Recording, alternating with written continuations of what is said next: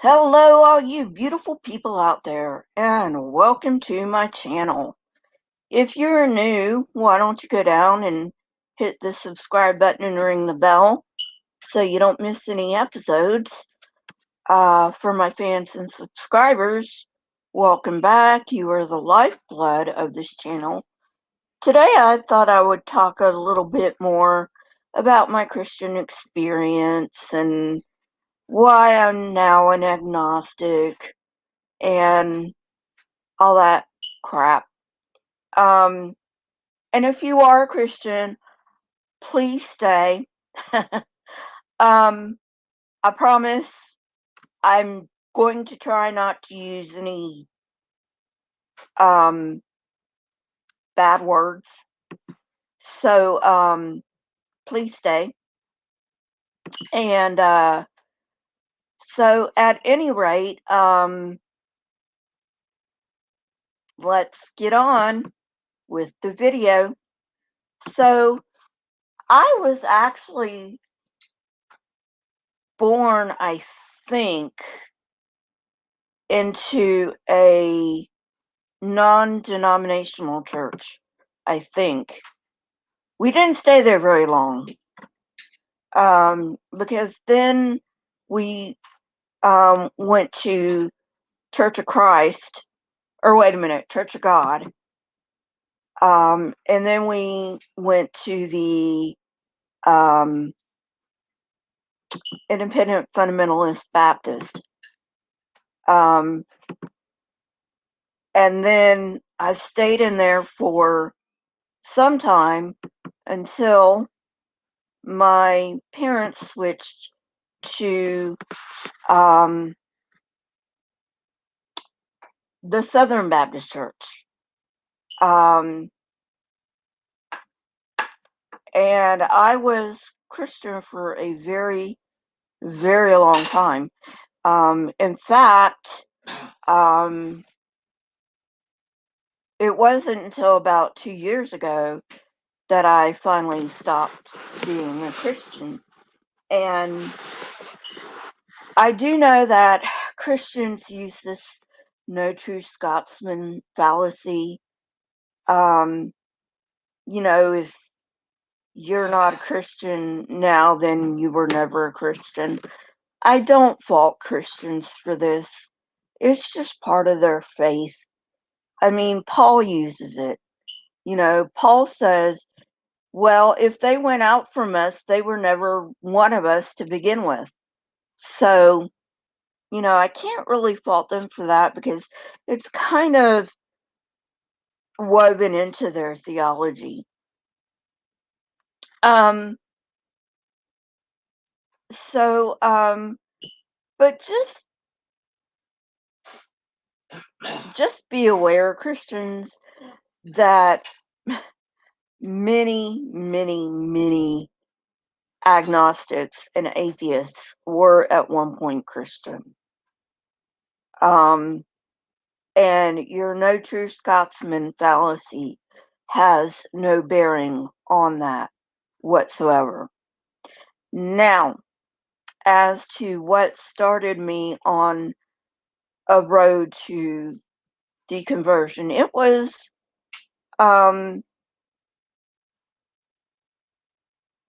long and a bit painful. In fact, a lot painful.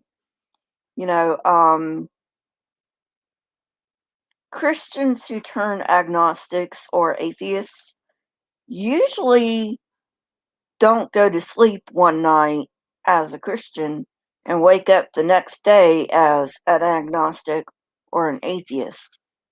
I know that's what you've been told, but it don't work that way. If you're not told the no true Scotsman, then you're told, well, they go to bed Christian and wake up agnostic or atheist. And that's not true either. So, so I graduated high school and I was still in the Southern Baptist faith.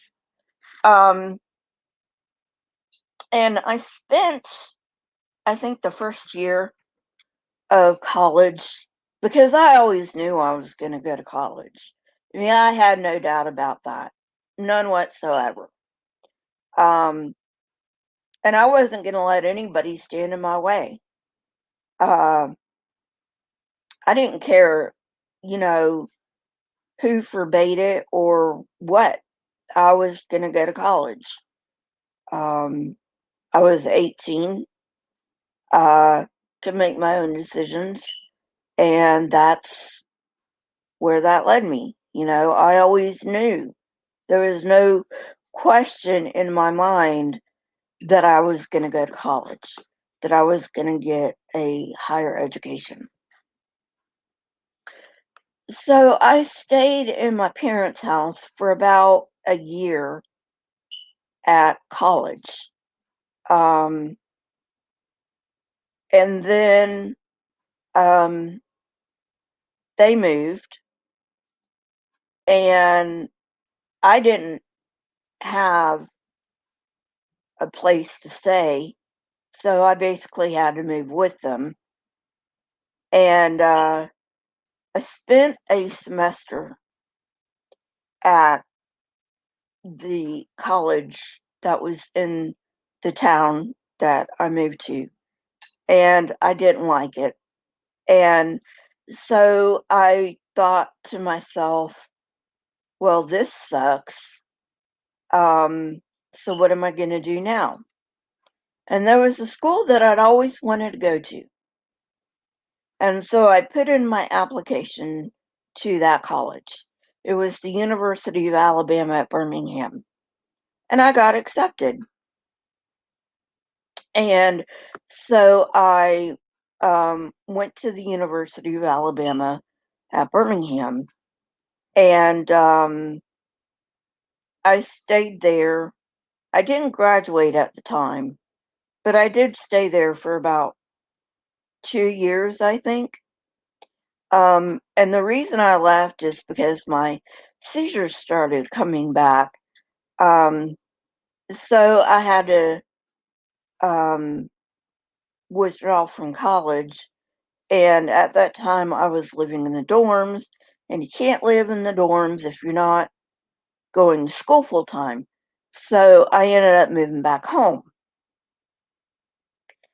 And so I had um, a lot of problems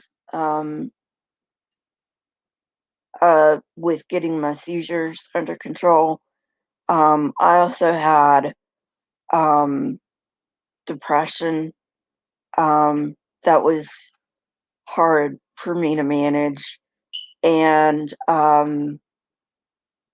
and you know, depression is not anything to mess with, people. If you have any form of mental illness, um, go see somebody, go see a counselor or a psychologist, please. You're not alone. I mean, people with mental illness are all over the place, and we live fulfilling lives. You know, you don't have to go through it alone, and you don't have to be miserable because you have this illness. Um, and so, anyway, that's my little mental health spiel. So then I finally got to the point where I got better enough that I could go back to college. And I went to the local college, and I really didn't like the local college. Um, and this was a different local college. Okay. Um,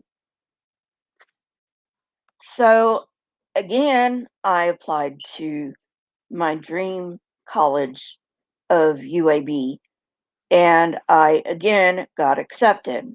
So I moved back to UAB. Only this time, I lived off campus. So I didn't live in the dorms because I thought, screw the dorms, you know. And I was older by this time. It was like in my 30s, my early 30s. Not that there aren't older people who do live in the dorms. It's just I didn't want to live in the dorms. And so that time I did graduate. And I graduated with my Bachelor of Science in Southern Anthropology. And anthropology encompasses archaeology. And when I started my archaeology classes, I started seeing dates like 35,000 years and 50,000 years and 200,000 years and so on and so forth. And that kind of stopped me in my tracks because I was raised as a young earth creationist. And um, a lot of young earth creationists who were raised that way are just going to put the blinders on and they're just going to say, these dates aren't correct for whatever reason they want to say they're incorrect. I'm not exactly sure why they say the dates are incorrect, but for whatever reason, they say the dates are incorrect. And a lot of people just go along with this. They go along with their leaders and they say, okay, well, these dates are incorrect. And they never look to see what these processes are. Like when I was in archaeology, we had to learn the exact method of carbon dating, for instance. And there's nothing scientifically wrong with the method for carbon dating. There's just not, okay? But if you have no idea how carbon dating is done, you're going to fall for the charlatans that say carbon dating doesn't work, unfortunately. So that's when I really started looking at my beliefs, and I'm like, you know what? I can't be a young earth creationist anymore, but I don't want to leave Christianity. So that's when I decided, okay, well, I'm going to become an old earth creationist. Still creationist. God still made the world, blah, blah, blah. But I'm, going to go with the old earth because I can no longer do the young earth thing. So, that's where I was in about 2010.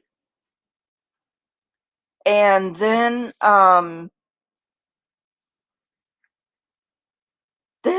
I took biological anthropology classes. And if you don't know what biological anthropology is, it's basically looking at the ancestors of humans, or at least who we think our ancestors are, because we can't really trace who our ancestors are. We can only say, okay, this is the human bush, basically. And so so I started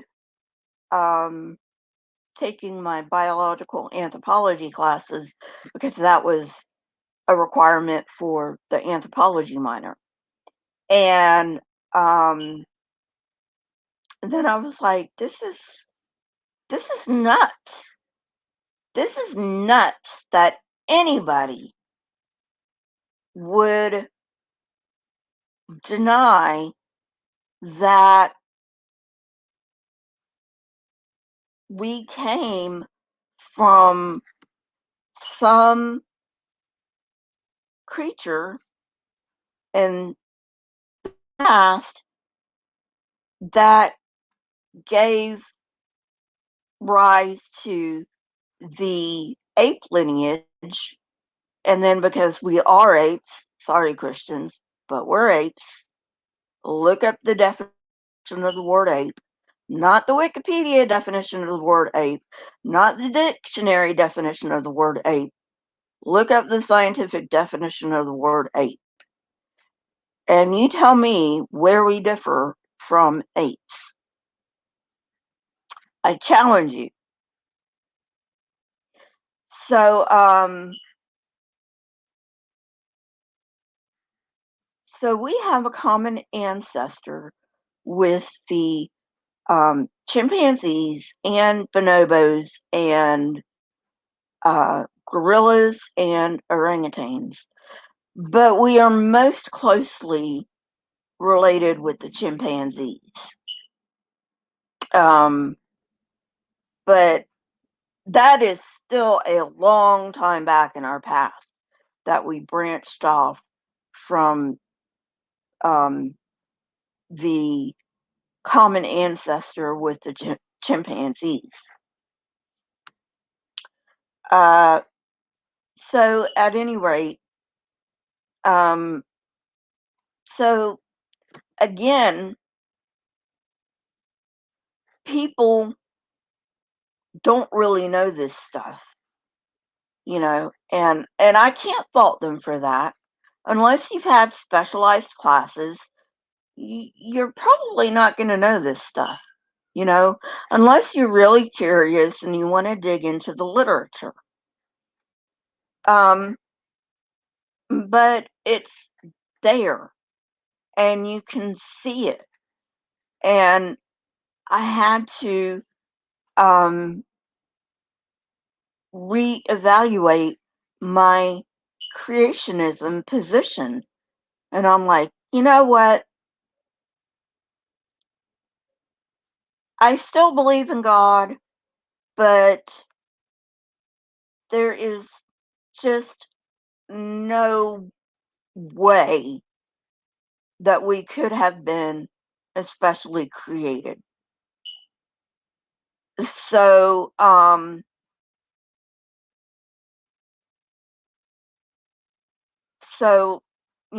I decided then that I was still going to believe in the Christian God, but I also believed in evolution because I have become convinced through my classes that, evolution was a fact, as Godless Engineer says time and time again on this channel. Evolution is a fact. If you don't like that, I don't know what to tell you. Um, go on in your little bubble and your little pretend world if you want, but at that point I could no longer say evolution is not a fact because it had been proven to me that it was. Uh, and we're talking about just human evolution.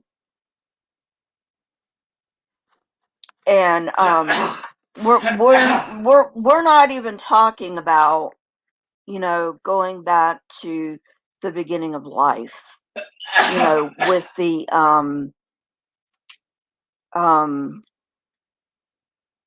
pre-cellular life forms.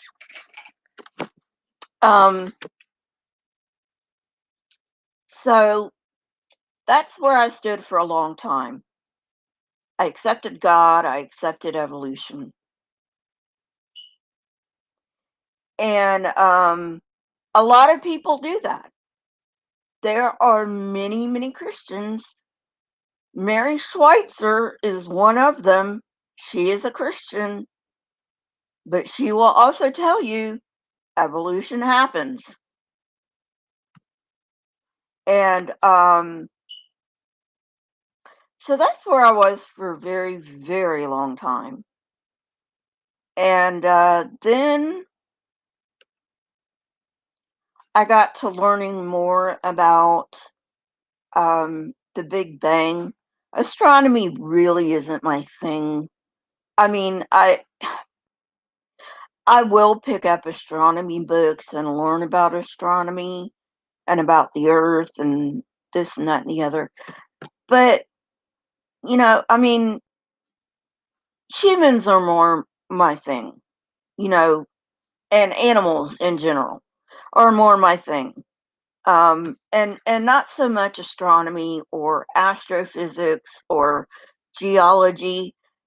And like I said, I do like learning about these things, but my interest is generally in humans.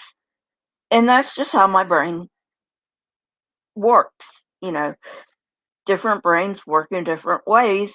And thank goodness for people who like um, geology, like astrophysics, like astronomy, because we need those people, you know. Um, I just don't happen to be very into non human um, studies or even non animal studies. Let's Because I like animals. I have 2 cats, and before that I had dogs. So, I'm an animal person. So let's just say animals. Um, okay. So, um, then I started coming onto YouTube, and I started watching um atheist YouTubers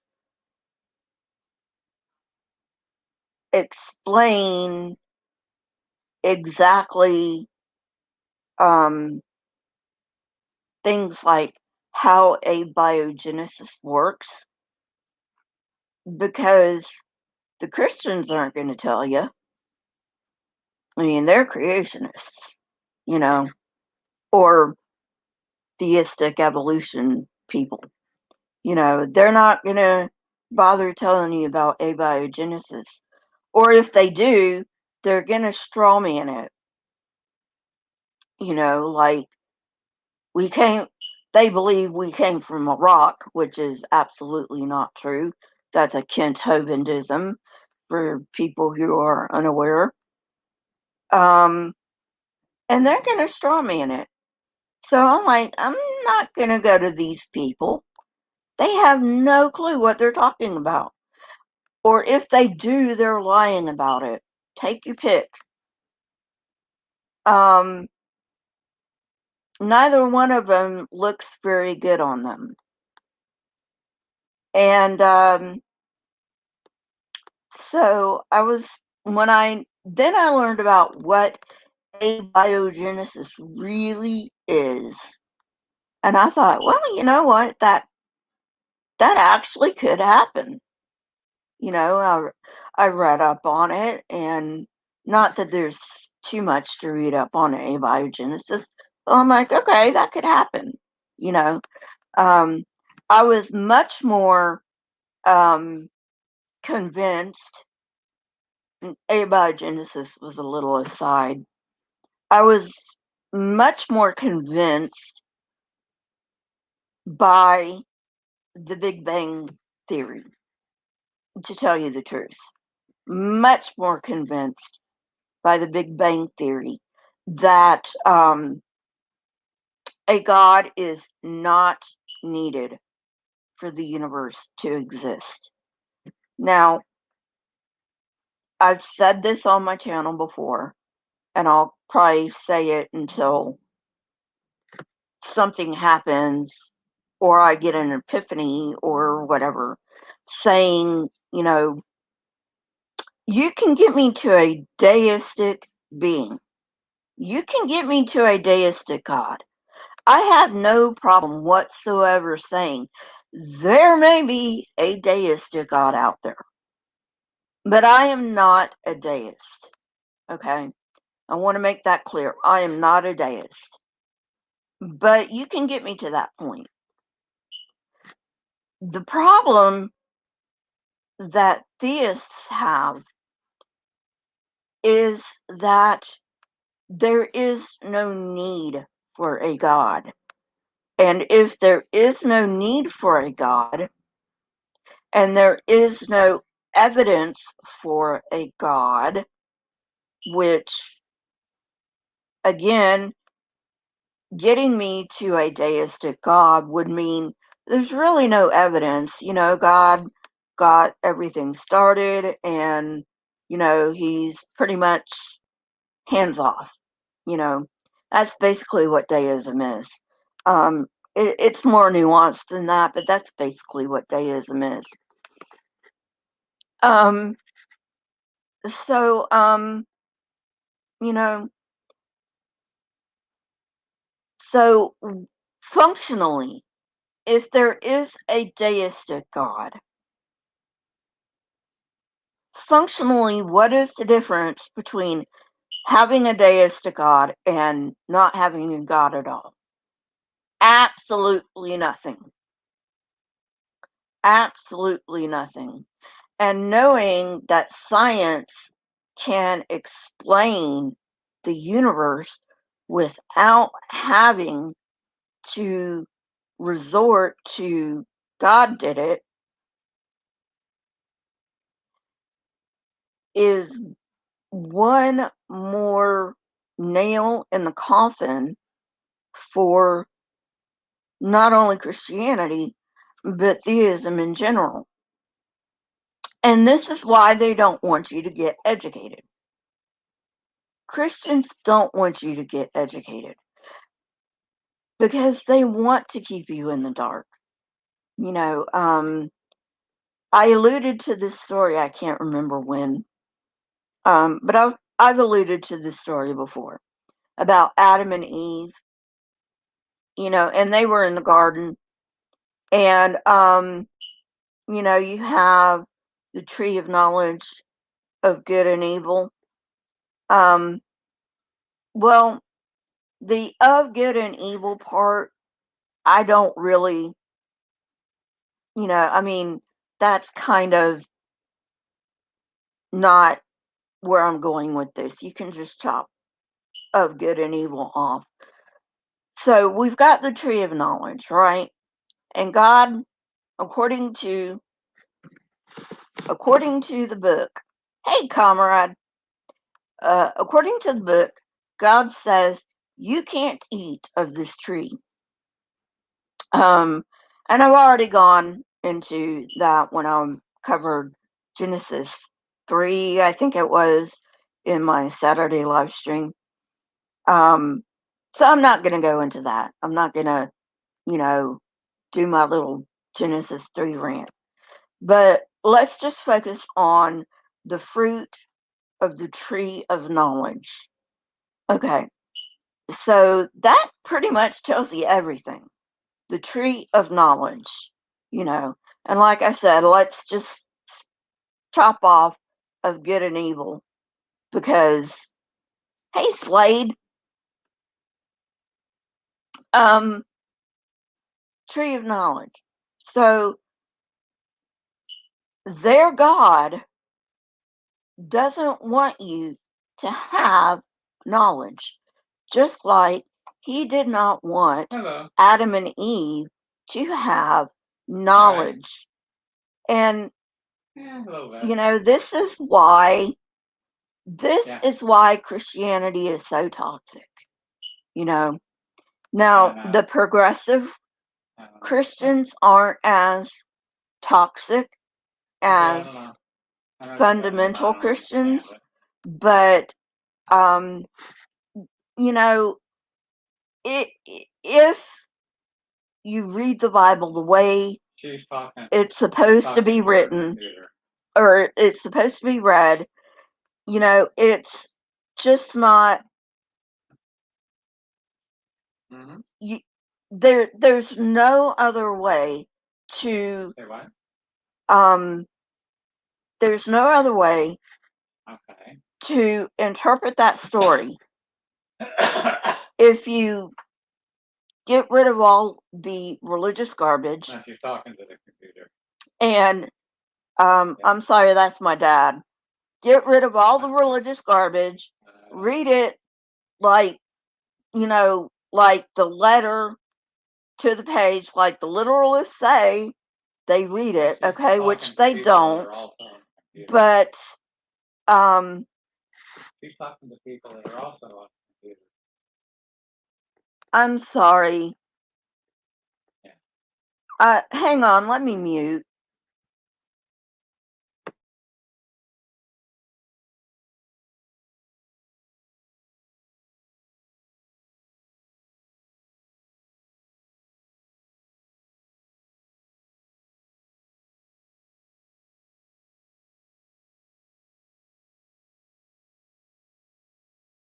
Oh, I've tried he's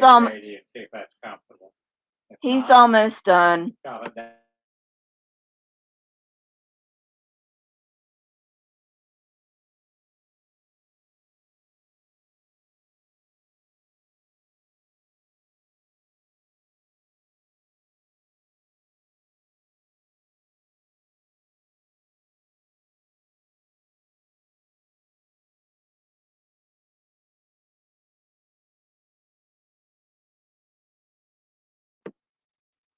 Hey, Marianne, my dad's on the phone and he's being kind of loud. Yeah. Sorry about that. I didn't know he was going to be on the phone. Okay.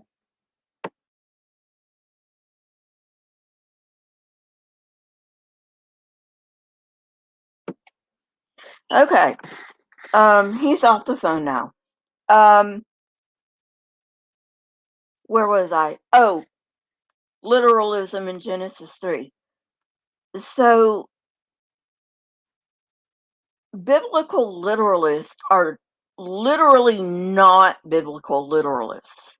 What they do is they put their own interpretation on the Bible, and then they literally believe their own interpretation. And that's what biblical literalism really means. Okay? It has nothing to do with biblical literalism, because if they were biblical literalists, when they would read Genesis 3, they would see right off the bat that God, their God, forbids knowledge to Adam and Eve. Putting that down to now, he wanted Adam and Eve to be ignorant, if you believe the story, which I don't, obviously. But if you believe the story, God wanted Adam and Eve to be ignorant. That is the only way you can be a literalist while interpreting Genesis 3. The only way. But then, of course, these quote-unquote biblical literalists aren't really biblical literalists. They're literalists in what they want to be literal in. Like, the flood of Noah actually happened. Okay? They don't want to be a literalist when it comes to God wanted you to be ignorant, if you believe the story. Go figure. So they pick and choose.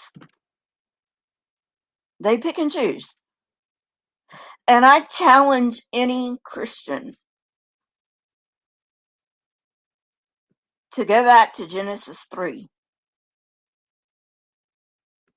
and not see how that is literally not God telling Adam and Eve to remain ignorant because he does not want them to have knowledge. That is, if you are a biblical literalist, that is the only way you can interpret that chapter.